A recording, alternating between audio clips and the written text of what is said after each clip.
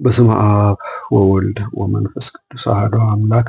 ጥቅምት 16 በዚች ቀን ለአባቶች ሊቃነ ጳጳሳት 49ኛ የሆነ ቅዱስ አባት የእስክንድርያ ሊቀ ጳጳሳት አባ ያቃቱ አረፈ። ከእርሱ በፊት የነበረ አባ ብንያሚን ባረፈ ጊዜ ይህን አባት መርጠው በእስክንድርያ ሀገር ላይ ሊቀ ጵጵስና ሾሙት። በዘመኑም ብዙ ችግር ደርሶበታል። ስሙ ቴዎዶሲዮስ የሚባል አንድ መላካዊ ሰው ነበረ። እርሱም ወደ ደማስቆ ንጉሥ ወደ ዘይድ ሂዶ ብዙ እጅ መንሻ ሰጥቶ ለእስክንድርያ አገረ ገዥ ሆኖ ተሾመ።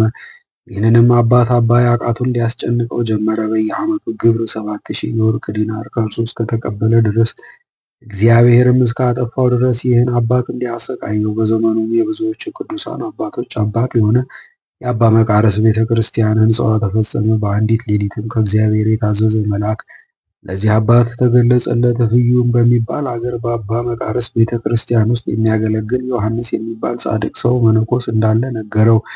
ሕዝብን በማስተማርና በመምከርም ይረዳው ዘንድ መላእክተኞችን ልኮ እንዲያስመጣውም አዘዘው። ሁለተኛም ከእርሱ በኋላ ሊቀ ጳጳሳት እንደሚሆን ገለጠለት። በዚያንም ጊዜ መልእክተኞችን ልኮ ወደ እርሱ አስመጣው፣ ስራውንም ሁሉ አስረከበው።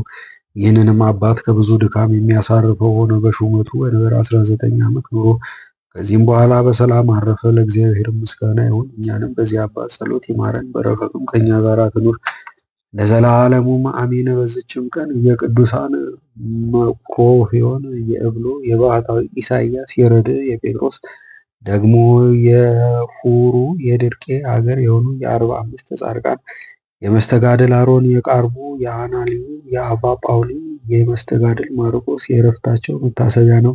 እግዚአብሔርም በጸሎታቸው ይማረን፣ በረከታቸውም ከኛ ጋር ትኑር ለዘላለሙ አሜን።